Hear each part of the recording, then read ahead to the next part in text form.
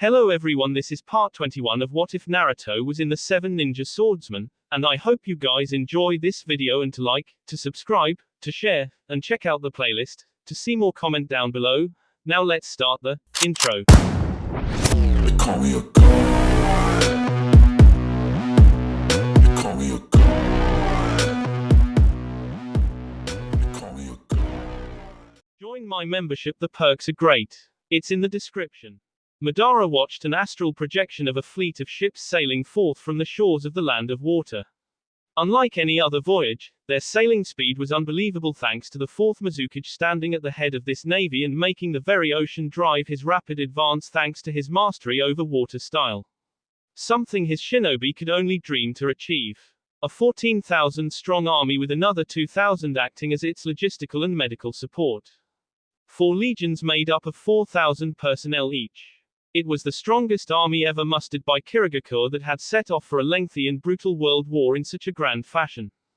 If it fell, then so would their nation, as the reserve force left behind by their cage would not be able to protect its lands against a full-blown counter-invasion launched by its enemies should their main armies be destroyed or routed. "He's going all in," commented Zetsu disappointedly. This was all he could muster considering he sent off 7,000 of his men to Osaka to act as a diversion. Even so, Kumogakure still has more men than him. Did the Raikage take the bait? Asked the Uchiha. Not completely. He has pulled his son A alongside his regiment and the Kinkaku Black Ops from the front lines near Konoha's borders, even ceding critical territory they had won, for he realized how grave this threat is. It has freed critical war resources for the Land of Fire to launch a counter-invasion against the Land of Wind now that the strongest military in the world is off their back, answered Zetsu seriously.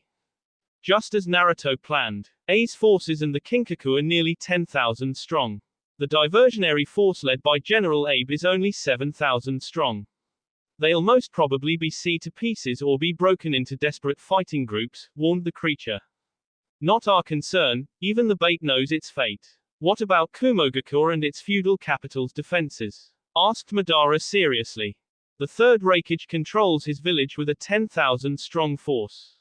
The new puppet daimyo you installed forced him to part with another 5,000 of his reserves to join the royal army in the capital's defenses. That's nearly 25,000 men guarding the 2 locations in total against Naruto's army of 16,000.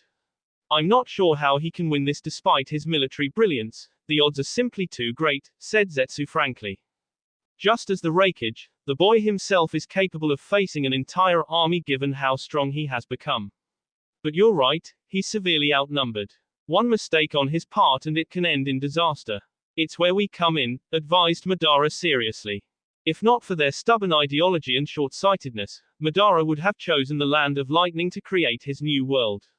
But the fools would never understand the greater picture, which was why they had to be broken. Why do you like him so much, Madara? Asked Zetsu curiously, making the Uchiha glance at the young Kage leading his fleet. He reminds me of myself from long ago, also like Hashirama to an extent. Unlike the armchair Kages of today who prefer to command their armies from the safety of the rear or secure command zones, he's always out there in the field. Right beside his men, leading through example. Sharing every hardship and pain he asks his troops to endure. His predecessors lacked this zeal, commented Madara with a smile. Some would call it foolish. If the Kage falls in battle, an entire nation gets put in jeopardy, even causing his armies to collapse, counted Zetsu. True. Most Kages think along those strategic lines. But from his birth, he was taught to lead from the front even if it means facing death every time. For people like him, there is only victory or death, answered Madara. Zetsu sighed but didn't push any further as he completed a set of hand seals, making dozens upon dozens of coffins arise in the vast underground center they were situated in. He looked at the warriors that had been summoned once again from the afterlife. The Spartans. While very young in nature, they had fought an unsung battle that Kumogakure remembered till this day even if they never talked about it. These children had paid the ultimate price for their nation's future only to be thrown aside by the very same system they asked to protect. It was fitting and personal for them to take part in the war to bring down the nation they are fighting against.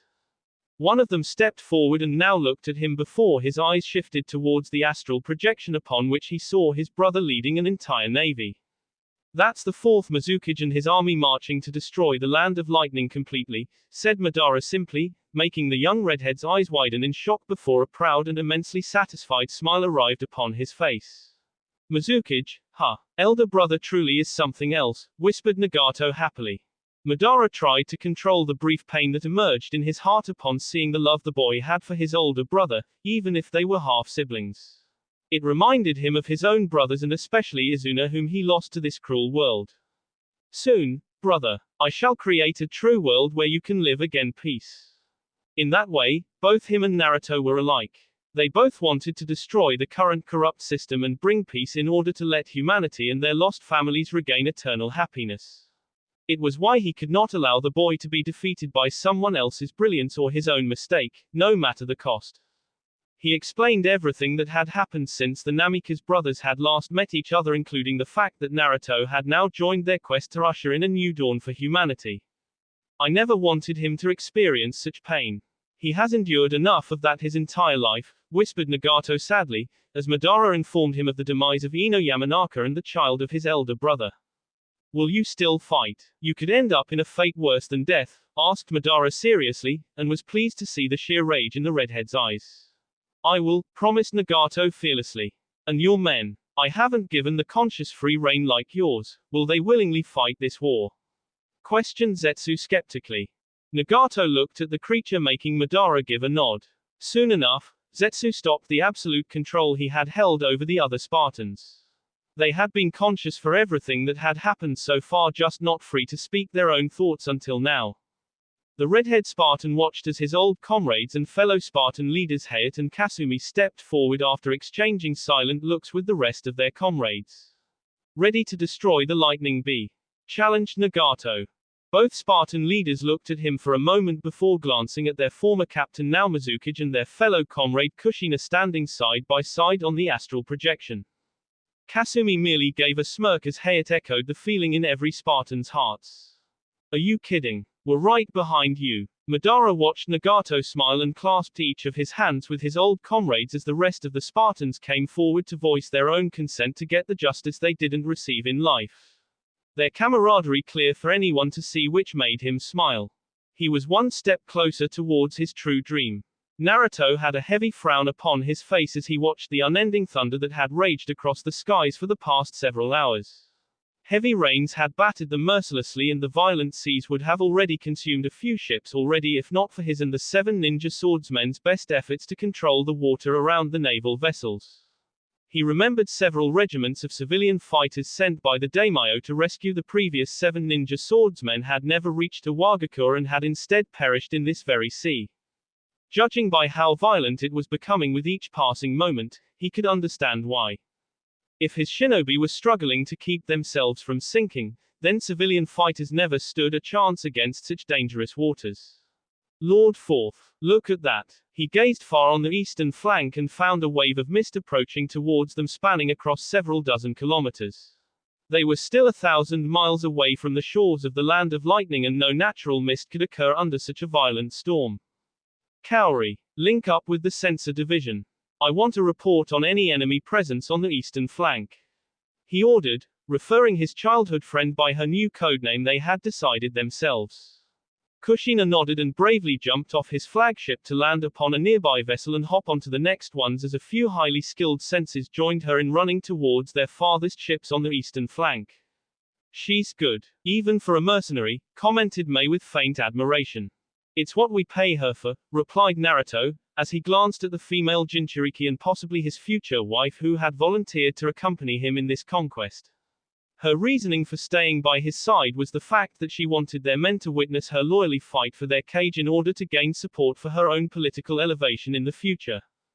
Besides, if her Biju went out of control, then the 4th Mizukage was the only one strong enough to control it.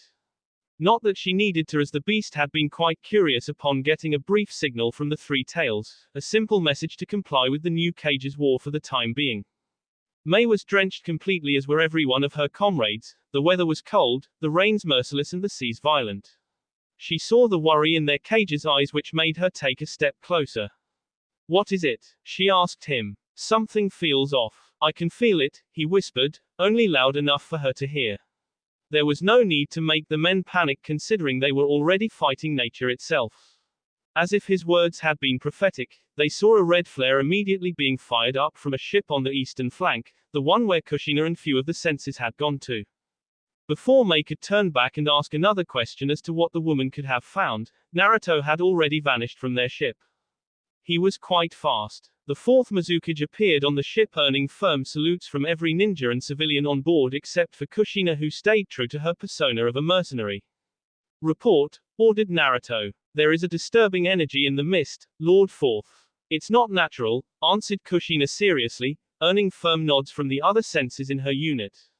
"I knew it," thought Naruto frustratedly. With winter approaching, the sea shouldn't have been this violent. He would know, and as would Kushina, since as Spartans they were trained to fight on land, air and sea.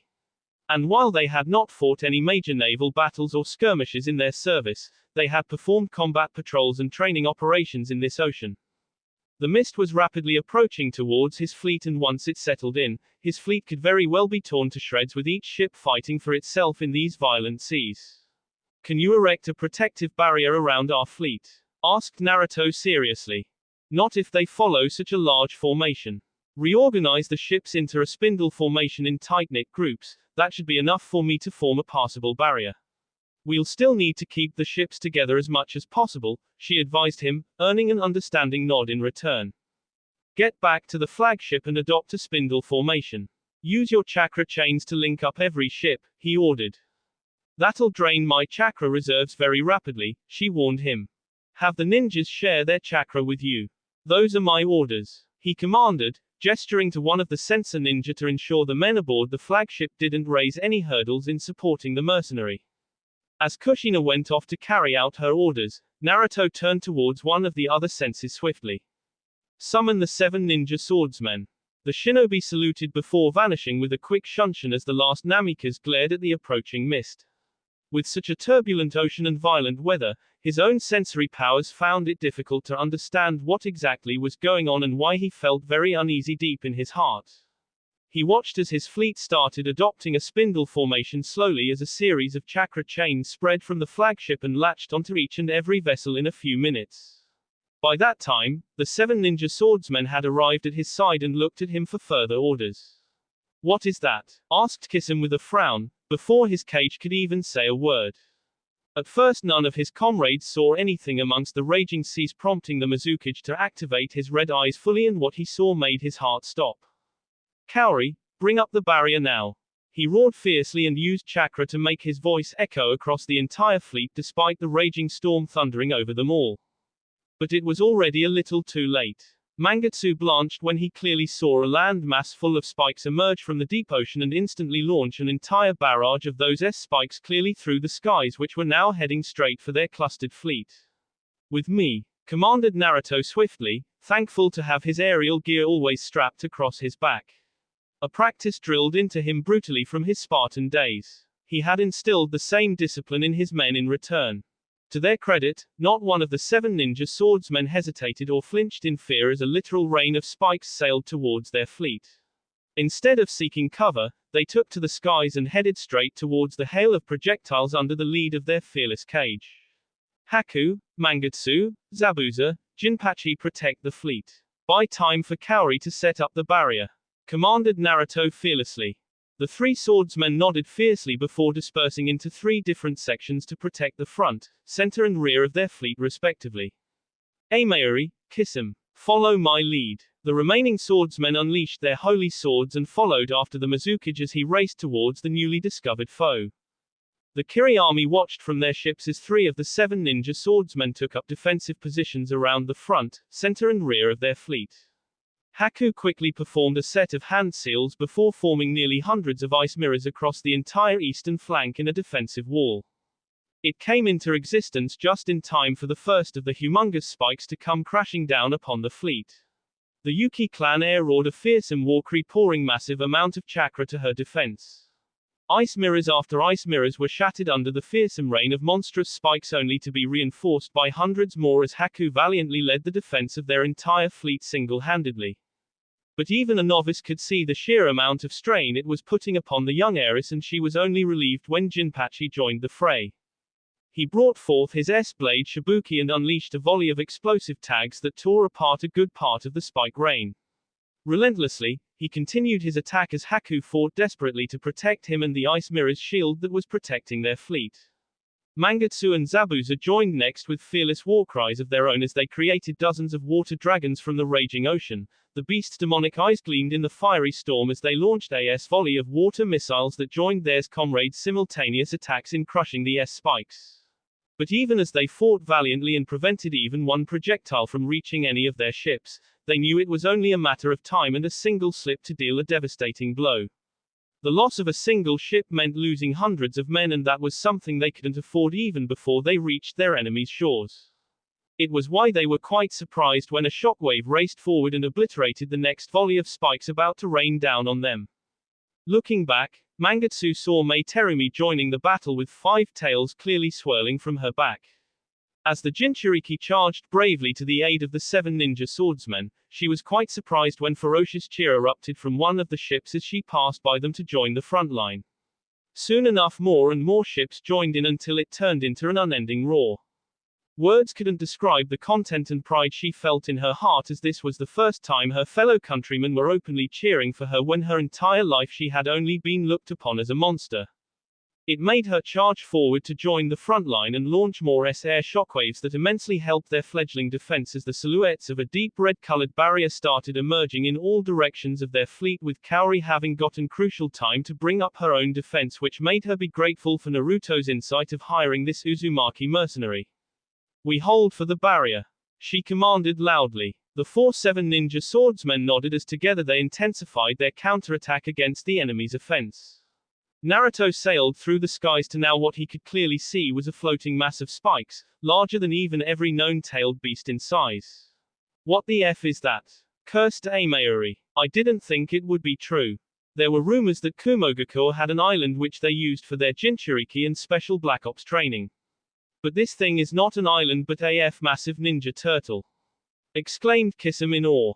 "It's." Both swordsmen agreed with their cage's command, considering the sheer amount of spikes the now identified enemy turtle was launching from its back and straight towards the Kiri fleet. Their comrades fighting a losing battle against time to save their vessels against the twin-pronged attack. "Aimayuri and I will strike its upper body. Kisame, go and scout for a weakness on its lower half submerged in the water," commanded the 4th Mizuake. The shark-like swordsmen nodded before diving fearlessly into the ocean, all the while performing a unique set of hand signs. Summoning jutsu. In the blink of an eye, Kisame was joined by an entire squadron of hunter sharks as they all now joined forces in accomplishing the Mizukage's command. "Lord 4th, the mist," warned Aimayuri in alarm. Naruto saw the mist circling around the island turtle was now rapidly approaching towards him and Aimayuri, which made him counterattack instantly. Wind style, Gale Palm.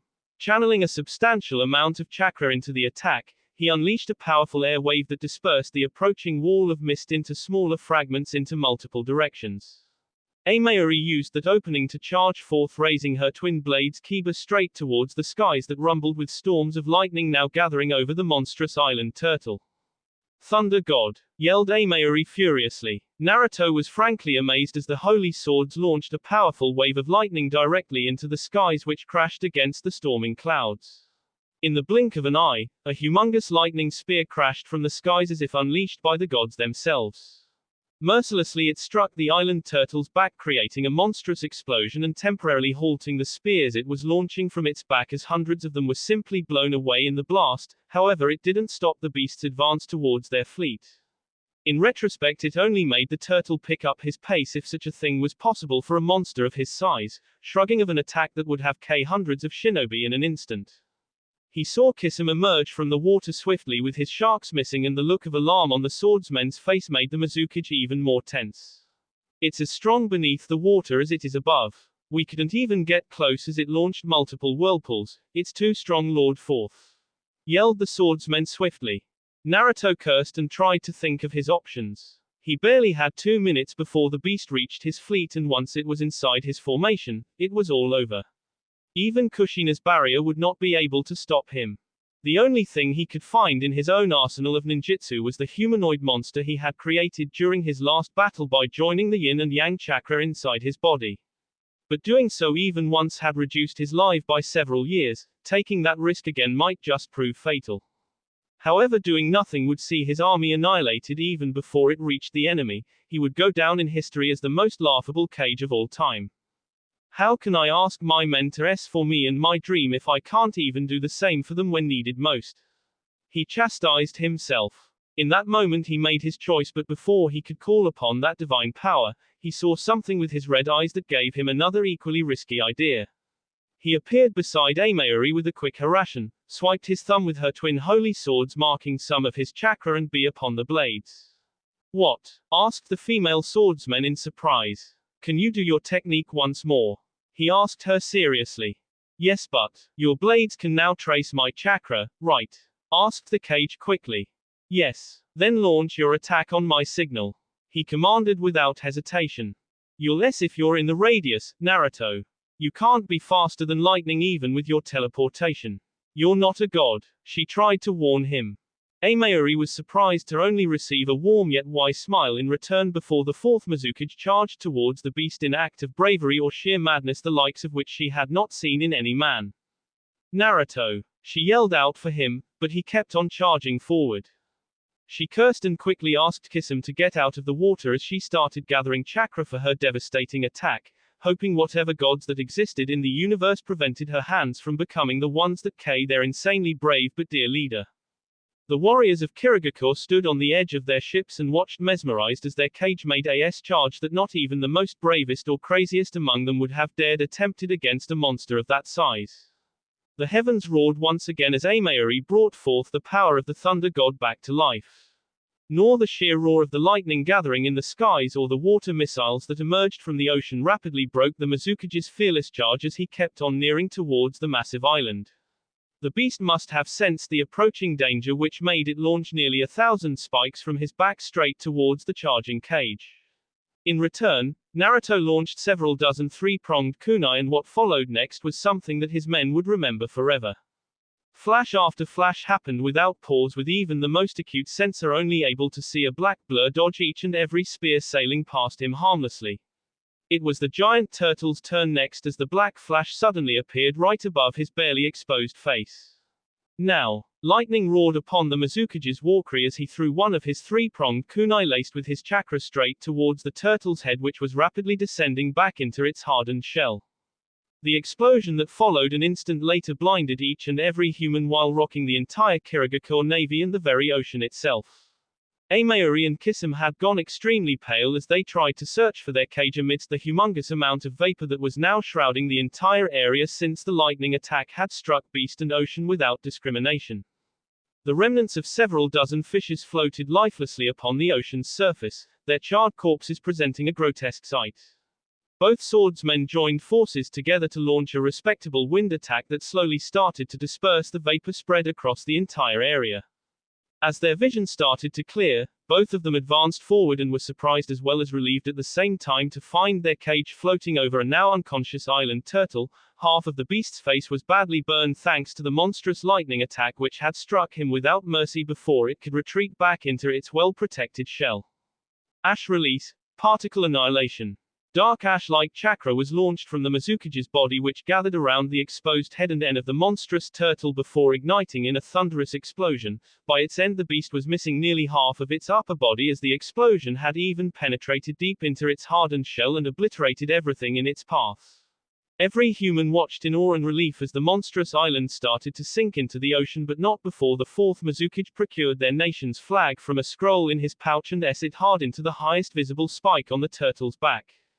Absolute victory. The first of many in the grand conquest. Naruto, the 7 ninja swordsmen and Mei turned back when a wave of cheerful roars emerged from their fleet, making them launch a quick return back to their men.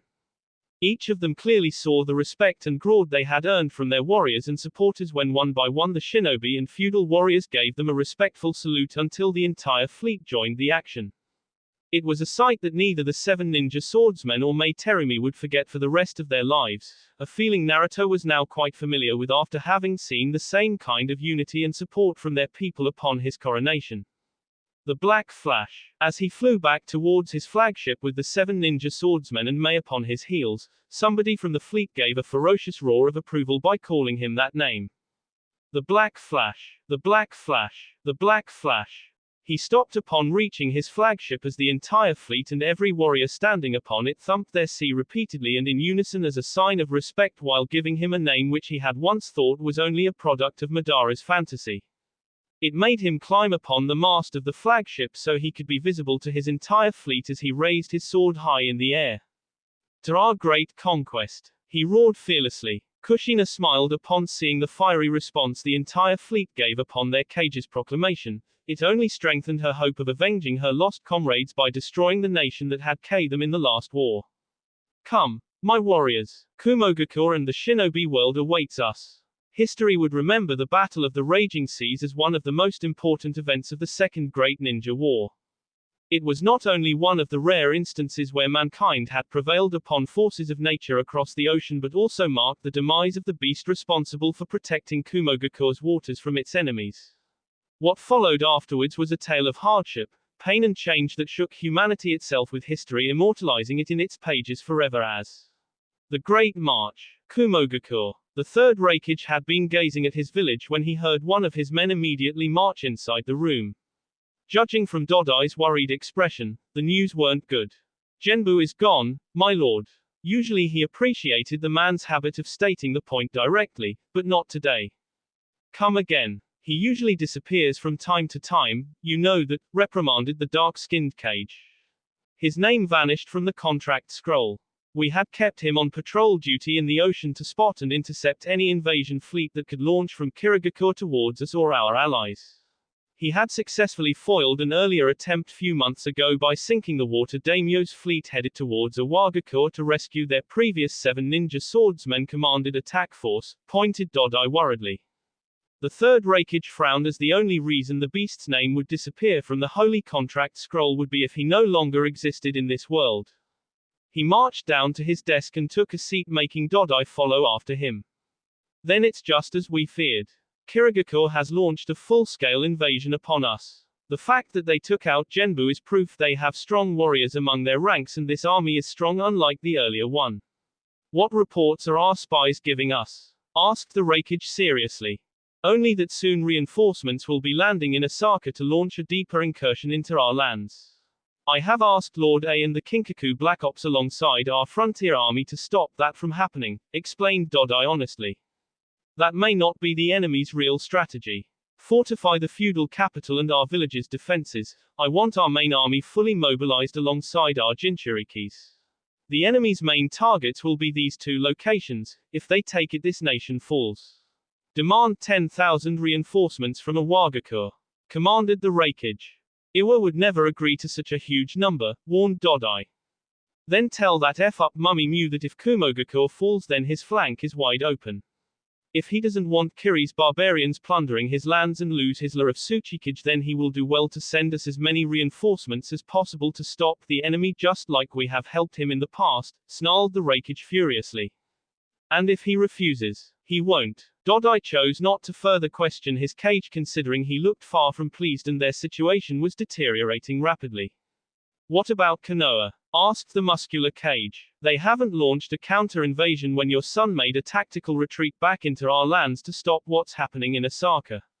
They seem content to sit in their borders, probably exhausted to launch a fresh offensive just yet, suggested Dodai. No, they won't waste such a chance. Ask Sungakure to be on guard. The Land of Fire may not have the resources to invade us fully after the losses they have taken so far, but the Sand is an easy target. Considering how the Tsuchikage would be too reluctant to support them considering their past rivalry, it is imperative the Kazekage shores up his defenses. Warned the Reikage. I'll relay the message, Lord Reikage, promised Dodai dutifully. I'll also march alongside our army. Dodai was quite shocked to hear that and was about to protest against such a risky decision but his leader had already raised his hand to stop him from raising those very protests. We may have the higher numbers, knowledge of our homeland, possible allies and even our jinchurikis but morale is also an important part of every battle, as is leadership. Unlike our enemies or allies or even the previous Mizukages who always preferred to direct their forces from the safety of their villages or established command centers. The fourth Mizukage fights alongside his army, pointed the Raikage seriously. A stupid move, if he falls then his army could very well crumble in the debacle, rebuked Dodai. True, but on the other hand he shares every hardship and pain that he asks his men to endure. He takes the same or even greater risks to protect their lives. You'd be surprised how far Shinobi would go for such a man. First Asaka, then our previous daimyo, the civil war in his nation, and now maybe Genbu as well. He doesn't seem like his predecessors who were content to order their armies to attack other nations while they remained safe in their home village. A Kage who fights his own battles, a rare breed indeed, praised the Raikage truthfully. What are you saying, Lord Raikage? Questioned Dodai in disbelief. An army of lions led by a sheep is less dangerous than an army of sheep led by a lion, whispered the Raikage prophetically, as he glanced at the picture of the new Mizukage in a bingo book on his desk. You seem awfully sure that the Mizukage is leading the invasion. I dare say, you even admire him, replied Dodai hesitantly, earning a smile from the older dark-skinned man. I admire his bravery and leadership. As a fellow Kage, it is only right that I meet him in battle with my own army. More importantly, you have heard tales about his teleportation technique. In that case, I am the only one in this village who can actually have a chance of defeating him, answered the third Raikage with determination. Dodai knew he could not convince his leader to change his mind when he was this determined and knew only time would tell the fate that awaited them all, including those of the enemies marching towards them. Kumogakur. For the first time during the entire Second Great Ninja War, the third Raikage found himself hard-pressed on multiple fronts within his very homeland. A week ago, the invading army from Kirigakure had landed upon their shores with nearly 12,000 warriors led by the fourth Mizukage himself. Already he had lost more than 24 smaller villages and cities on the northern flank, the city garrison and small militias in the territory no match for what his advisors were now calling as the Blitz tactic, where the enemy despite their size had seized vast swathes of their territory with unmatchable speed combined with great striking power. If that wasn't enough, an entire legionary fleet called the 99th Legion led by Kiri's Anbu commander and Jinpachi of the 7 ninja swordsmen were launching multiple raids along his coasts and fleeing away before the reinforcements sent by the Raikage could confront them in battle. The damage was already too severe. Contrary to the past Mizukages who were known for their brutality, the fourth Mizukage was different. Not a single case of plundering, rape or of innocence took place in every city or village that fell upon the northern flank. All combatants that fought against Kiri were eliminated but also given full military burials at the hands of their own countrymen under the watch of their conquerors. It only drove home the message that resistance was futile but also that their invaders were not barbarians, contrary to what their rulers were telling them, the ones who abandoned them to the Mizukage's army in the first place. To reinforce this perception, the Mizukage spared any warrior willing to surrender and join his ranks, even going so far as recruiting any civilian strong enough to fight within his army. With winter approaching, he didn't ransack any villages or cities of the crucial food stores or essentials to feed his army, having brought enough logistics to last for a year. Instead he helped the people he conquered by sharing part of food, clothes, other essentials, and even helped the countrymen solidify their homes for the oncoming harsh winter while solidifying the bases of his own army. Even the raids being launched on the coasts didn't involve butchering of innocents but only combatants, with tales of the magnanimous treatment being offered to their brethren up north spreading across the coastal areas like wildfire. If not for the reinforcements he had sent to hold those very coastal places, the Raikage feared the people's heart would have started to change.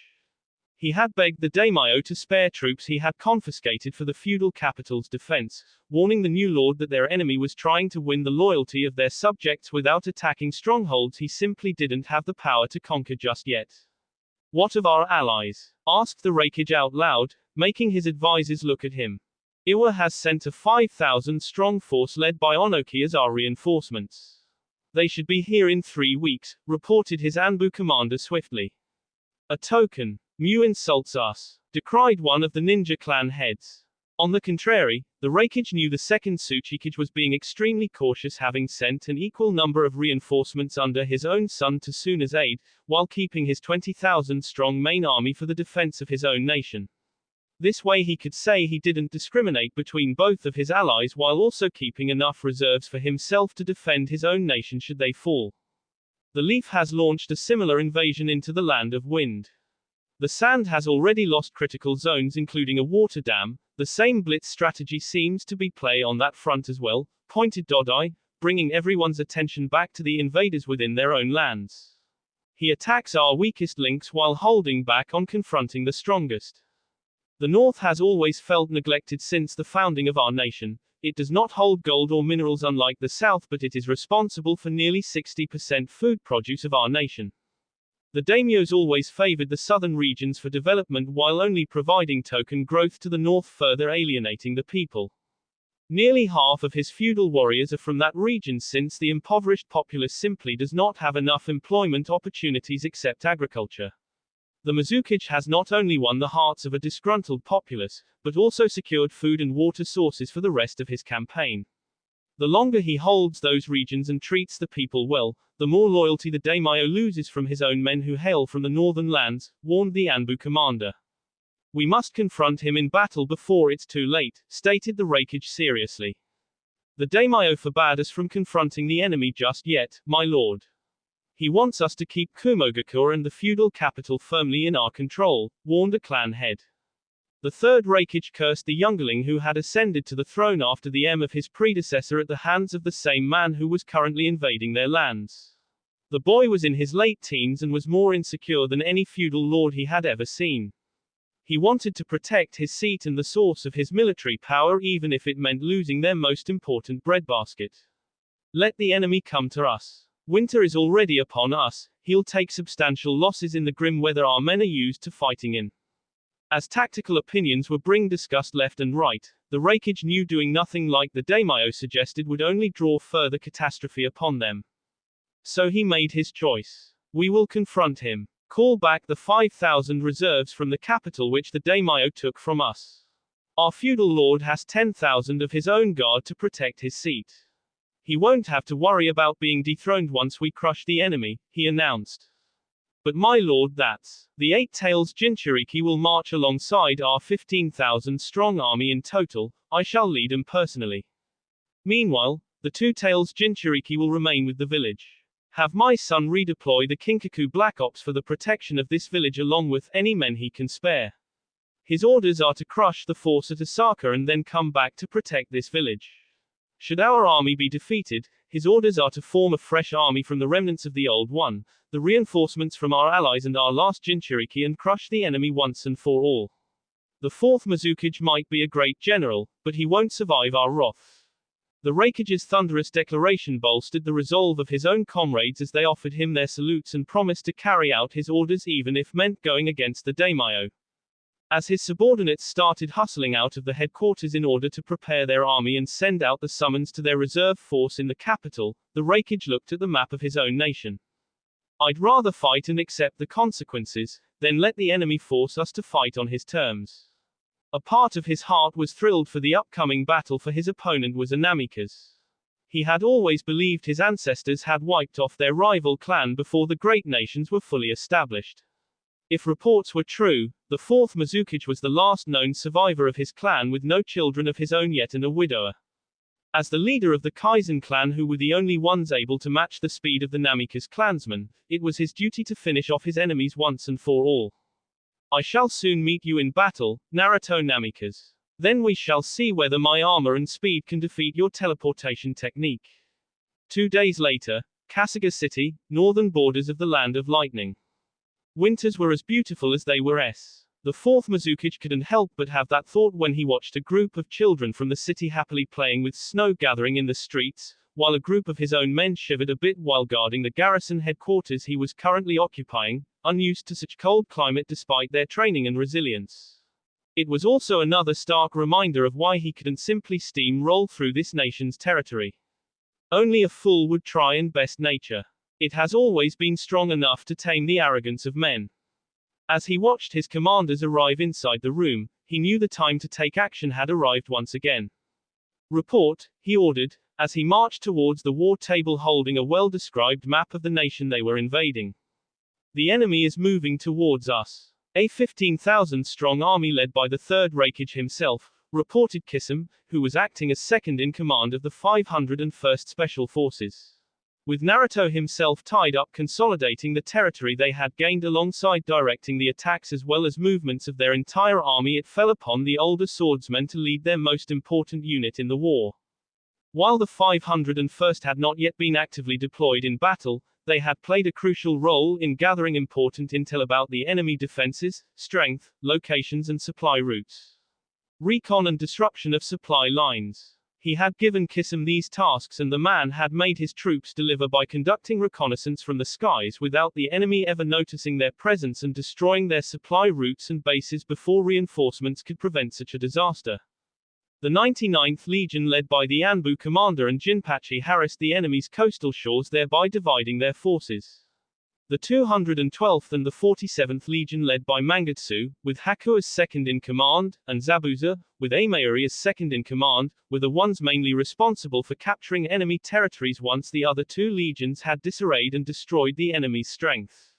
The Mizukage's personal guard and the logistics unit combined with the medical teams remained in the rear and fortified every town and village their armies captured, with the 4th Mizukage himself addressing his new subjects personally to oversee their smooth integration while also driving recruiting efforts that had provided them nearly 4,000 fresh recruits.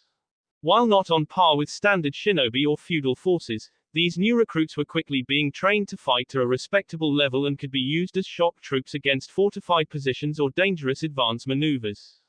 But this entire war effort would suffer a terrible blow if he lost the 501st, which were his eyes and ears. It was why they would not be used in battle until absolutely necessary or victory appeared more greater with their contribution. Then we honor the Raikage's wish, but on a battlefield of our choosing.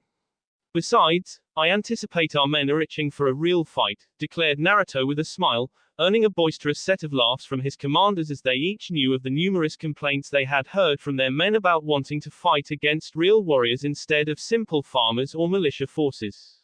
Granted, a part of that yearning came from that very first battle against the deceased turtle Genbu and their magnificent victory against the beast. There will be plenty of glory for everyone, but for that we need to win the war, reminded Haku gently. A smart woman you are, Haku. It's why I placed you near our impulsive Mangetsu. Stop him from doing something reckless, teased Naruto, earning a happy nod from the girl and an embarrassed look from the Hozuki heir. I'm not that bad, Lord Fourth, complained Mangetsu. You asked for action more than the other commanders in this room, pointed Naruto, making the Hozuki swordsmen sigh in defeat. I guess my wish is granted now, answered Mangetsu. He alongside the rest of the commanders watched their cage nod before completely focusing his attention upon the map in front of him. Mangetsu couldn't help but imagine as to what went inside that brain of his leader, that he hadn't lost any battle yet. Perhaps his father had seen such talent before anyone in their nation ever had, something for which Mangetsu was thankful. The Raikage's aim is to crush us even if it costs his army dearly. He won't shy away from a brutal battle while hoping his remaining forces led by his son alongside their allies would be enough to crush Konoha once our faction is crushed. It is exactly why we need to avoid a full-scale battle at first, advised Naruto. But Lord Fourth, you just said, pointed Amayuri, already earning a nod of understanding from their cage. We destroy his logistics first, his army supplies to be specific. Force him to engage us in battle at a severe disadvantage in morale, resources, and attrition to his forces. The point behind following this approach is simple: we can't afford to sustain high casualties so soon. We are here to win a world war, not a single battle. Kushina had been sitting on the sidelines and silently watched as the Mizukage explained his strategy in depth to all of his commanders while answering each and every question raised by them and also appreciating any valuable opinion whenever it was presented. It made her understand exactly what Nagato Uzumaki must have seen in him nearly a decade ago. Enough for the boy to ess his own life. If only Uzu had realized what you had, Nagato. Maybe it would have been our nation establishing a new world and not Kurgakure. Despite what was done to both of them, she still couldn't bring herself to hate her nation. She wanted the Azukage and the Ninja Council to answer for what they did to the Spartans, to correct the wrongs of the past. But for that their nation didn't need to be destroyed. Family was extremely important for the Uzumaki clan, but only few ever understood it. She could understand the Azukage's desire to cling to power and do what he had done. There simply weren't many strong warriors among their clan left to succeed him after the first great ninja war. Majority of the best had been the Spartans and they perished to get that victory. Perhaps in time Nagato would have become one, but he is too young. Yet the Azukage never chose the successor that was always in front of him. As she watched her best friend interact with his commanders, she realized the reason. He was not an Uzumaki. Neither by B or ideology. Granted he was loyal to their nation, but he was just never truly one of them, at least to people like the Azukage, who alongside the Ninja Council had built the village to primarily protect the Uzumaki clan. How could the Uzumaki clan and Azushiogaku as a nation allow a Namikaze to lead them of all people? It made her once again curse the old farts so stuck in their rigid thinking that affected the future of their nation. They would have even been comfortable to let Nagato succeed had he grown up to be a worthy successor, because he was at least half Uzumaki through his father Yahiko Uzumaki. Something which his older half-brother didn't have. Genjutsu Hozuki, you may not have won great battles and your reign ended in disgrace. Yet even in death, you secured the future of your nation. You rose above politics, clan rivalry, self-interests and even your own son and family. From your ashes, you gave birth to a worthy successor that will herald your nation towards a better future and change the course of this world. You were a more worthy Kage than mine ever was. Lord Fourth, I volunteer for the first phase of our operation, offered Mangetsu resolutely, which only made Kushina see the legacy of the second Mizukage even more clearly. As few more commanders started voicing their own desire to lead the most dangerous part of the mission, their Mizukage raised his hand, making them fall silent once again and look at him. The bait has to be tempting enough for the Raikage to make a decision that would prove too costly for him eventually. Forgive my directness, but the only thing that can gain the reaction we desire is my own presence, answered Naruto. Kushina watched him quell multiple protests from his commanders with more patience and compassion than she thought he was capable of. I am the only one who can get away from there in time with my teleportation. I need every fighter and commander from this army for a very long and brutal war. I won't throw your lives away even if it means risking my own.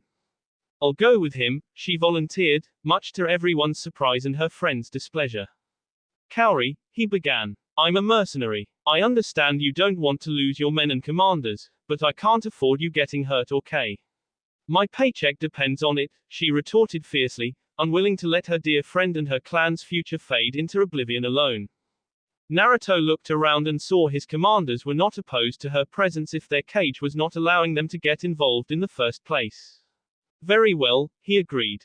He finished up the meeting by debriefing the key aspects of their strategy before asking his childhood friend to stay back, an order she accepted with great reluctance. What was that? He asked sharply, as soon as the others were gone from the room. To her credit, Kushina looked at him unflinchingly. I left you once. I won't do it again. Even if you ask me to, she promised him fearlessly. But, it's done, Lord Fourth. He was quite surprised with her defiance, and before he could protest further, she simply marched out of the room, leaving him speechless. He understood where she was coming from and what made her make such a reckless choice. For he would have made the same if their roles had been reversed. Maybe it was their destiny as the last remaining Spartans to avenge the deaths of their comrades together by destroying the nation that sent them to the afterlife well before their time. 1 week later. Lord Raikage, we have located the enemy. The dark-skinned was up on his feet instantly alongside his advisors as the scout crashed to his knees in the war tent due to sheer exhaustion and respect at the same time. Clarify, he ordered swiftly. We found the enemy's main base camp. They quickly detected our presence, my team S themselves, so I could get this message to you. The fourth Mizukage is there, reported the scout seriously, some sadness present in his voice for the comrades he had lost in getting this critical information. He dismissed the man after taking the location of the enemy from the man while allowing his supporters to take care of the shinobi. What do you think? He asked Dodai, his most trusted advisor. Forgive my disbelief, but I think this is a trap. The fourth Mizukage is known for his teleportation. He wouldn't allow any of our scouts to escape should they discover his army's main base, warned Dodai. Are you doubting our men now, Dodai? Asked the Anbu commander with a disappointed glare. No, they're good warriors. But we need to be cautious, argued Dodai fiercely. We have marched all this way, disobeyed the daimyo, placed our village in a vulnerable fashion all in order to crush him once and for all. If he wants a fight, then we shall make sure it is his last, declared the Raikage. My lord. I was silenced with a heavy glare from the dark-skinned man who had apparently decided that he would be fighting this battle. Let's see what the fourth Mizukage is made of. Kirigakure Camp. Naruto watched Kushina get up from her kneeling position and give him a firm nod, making him glance at the thousands of warriors waiting by their side. In truth, most of them were all mere shadow clones supplied by his entire army with only a small elite guard of real Anbu Black Ops mixed in, something which Mangetsu had insisted he take with him if he was to do this. Their base camp was situated on a huge hilltop with only one route that could lead to its entrance, which was heavily fortified and full of bee traps.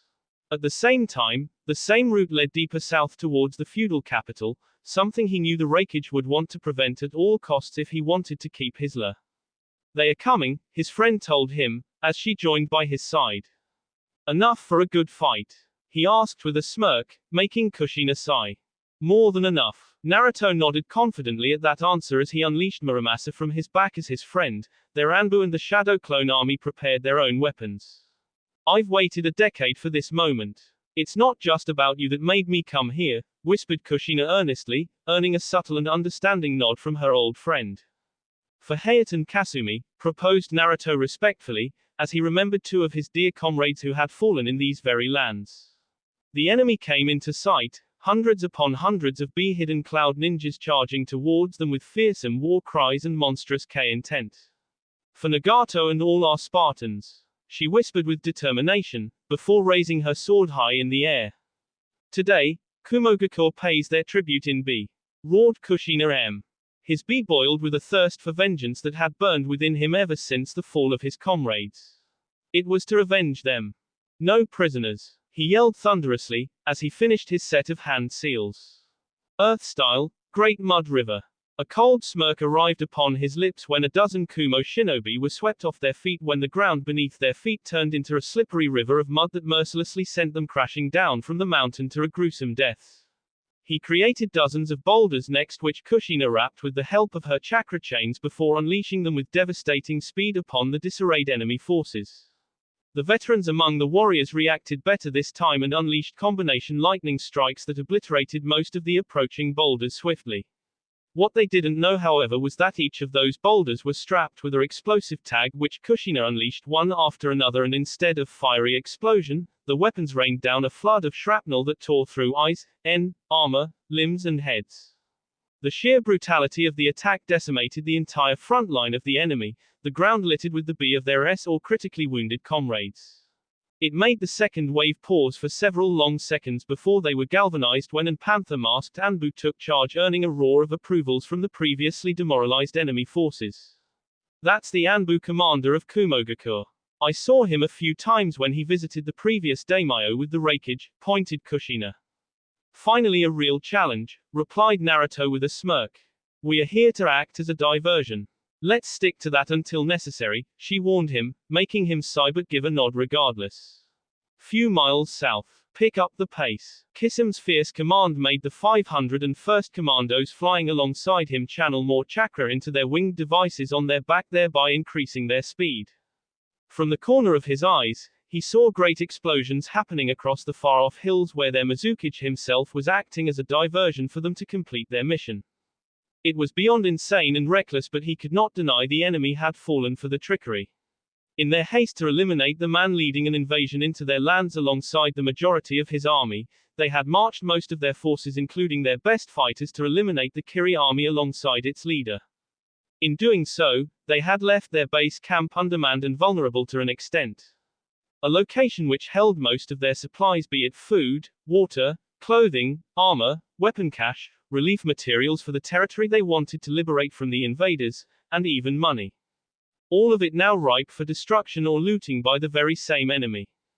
He laughed upon seeing the alarm bells ringing across the enemy base camp when the defenders caught sight of hundreds upon hundreds of Kirigakure commandos flying towards them, led by one of the most feared 7 ninja swordsmen. Capture or destroy? Asked one of the squad leaders, pointing towards the supply caches that the enemy was now desperately trying to evacuate, but it was already too late. While I would love to take their resources and use it against them, Naruto warned us to bug out quickly. The moment the Raikage learns about this attack, he'll come here personally. You don't want to be around to face him, explained Kisame seriously. We can take him, Captain, promised the squad leader boisterously, earning a frown from the older swordsman. He may not be a great tactician like our Cage, but the Raikage is a beast in battle. If he gets here in time, most if not all of us will less painfully. Your orders are to destroy this base and its supplies before bugging out. No ground-based combat, is that clear?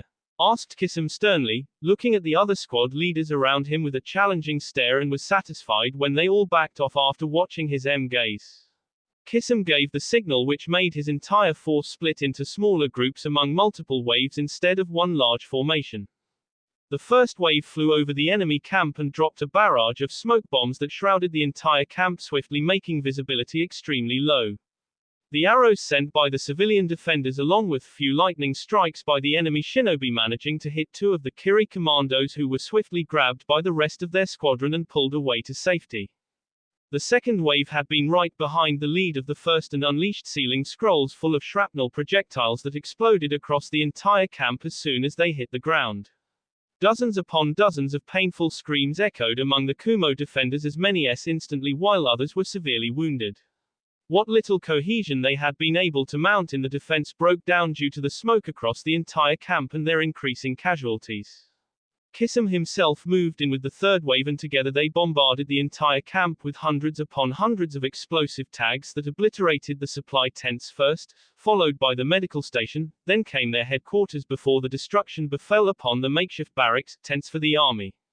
He could not help but smile on watching the destruction and death he and his men were wreaking upon the broken enemy.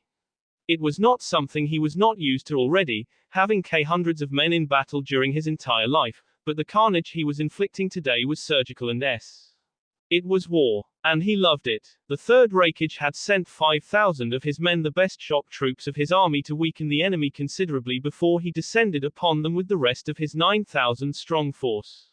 He had left the last 1,000 of his men, mostly young ninjas and medical staff, under the command of few Anbu Black Ops squads to defend their base camp that was a few miles down south from the current position. He had ordered those reserves to fortify their base and set up traps, while having a communication team on continuous duty to inform him should the base come under attack. He highly doubted the enemy had the strength to do just that, considering the majority of their army was present here. Even if they managed to send a ground force of few hundred ninjas, his men would be able to hold off long enough for him to arrive with reinforcements. They are fighting admirably, he commented begrudgingly. Unfortunately, yes, my lord, agreed Dodai reluctantly, as he caught sight of a redhead Kunoichi leading a brutal melee fight with dozens of Kumogakur shinobi. Her chakra chains were a power to be feared, as another 24 men lay around her, with few more unlucky ones already smacked down from the mountains into the steep valley by those very chains. I have seen her somewhere, my lord, he whispered hesitantly. Where? Asked the Raikage curiously. Razangla. The dark-skinned Cage's eyes widened in shock as he was reminded of a battle his village had tried the best to conceal for so many years. You're not joking, are you? Asked the Cage seriously. I wish I was. But I cannot forget those chakra chains. They butchered many of my men from Raijin Battalion that day, confessed Dodai. The Raikage was alarmed. Dodai had been the commander of Raijin Battalion, an elite unit of their village in the First Great Ninja War. Along with the Kinkaku Black Ops, he had been tasked to prevent the Spartans of Azuchi-Ogakur from rescuing the captured Hashirama back to his homeland. He had even been reinforced by the two-tailed beast to succeed in that task. Only for that very Biju to be brutally the entirety of Raijin Battalion perishing except for their commander, who only survived because the Kinkaku reached the battlefield and wiped out the Spartans to the last commando, but still failed in preventing them from rescuing Hashirama Senju. That defeat costed him the war, as the first Hokage gathered his forces upon his return to Konoha and his enemies to force a truce. For that victory, the Spartans had themselves. If Dodai was unnerved by watching that female Kunoichi, who could possibly be a rare Spartan survivor, he literally blanched in terror and took several steps back when a blonde warrior teleported beside the redhead. The Mizukage, growled the Raikage furiously, as he felt his own become alive. That teleportation, that dark chakra, it can't be, whispered Dodai in a trembling voice, completely in contrast with his usual composed self. The Raikage had never seen his trusted advisor be so alarmed. It was as if he had seen a terrifying ghost as he saw the fourth Mizukage unleash dark ash-like chakra from his body to set many of their men on fire, including the Kumogakur Anbu commander himself. The Black Flash, it's him, said Dodai nervously, memories of the Biju's M from that day coming back to haunt him. Don't be foolish, Dodai. Azu itself confirmed that the Spartan S of his wounds from the Battle of Razangla. You're being delusional, reprimanded the Raikage disappointedly. I was there, my lord. You have to believe me. Dodai's frantic pleas were short when the Raikage watched a disheveled Mabui from the communication team of their base camp appear beside him in a quick shunshin. Lord Raikage, the base camp is under attack. Heavy casualties, she reported quickly, even as B continued falling from the deep wound across her back in which the Raikage saw several shrapnel pieces were still buried. How bad? He asked with as much composure as he could, unwilling to let his men see any panic in their leader when their situation was deteriorating. The enemy attacked from the air. They carried themselves upon winged devices and bombed us brutally. Most of the camp is destroyed. Without reinforcements the rest will be gone too. I barely managed to get away, she whispered in a trembling voice. Winged devices? Asked the Raikage hesitantly, as an old battle report he had read long ago came back to haunt him. My lord, only one foe in our village's history attacked us with such weapons. I am begging you, this is not a coincidence, pleaded Dodai desperately. Before the Raikage could reply, few of his men swarmed around him and protect him from a rain of severed heads that came crashing down upon them. Their Anbu commander also among them. His Panther Anbu mask now carrying only one world covered in S.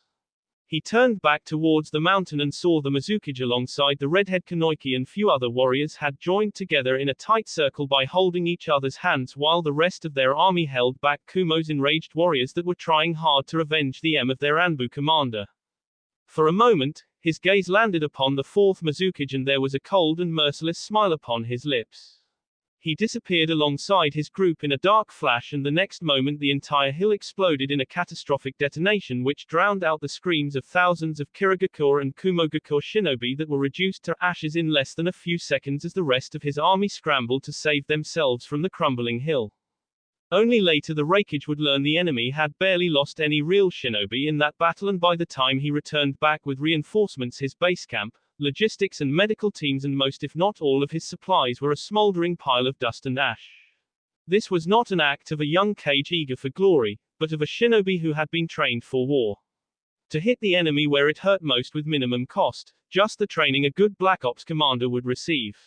It made him realize an important aspect of the enemy he was facing, albeit at the cost of 6,000 lives lost and his war supplies destroyed. It was a dark day for Kumogakur where the consequences of the past had came back to haunt them. That will be all for this video. Be sure to like, subscribe, share, and comment down below for more videos. Goodbye.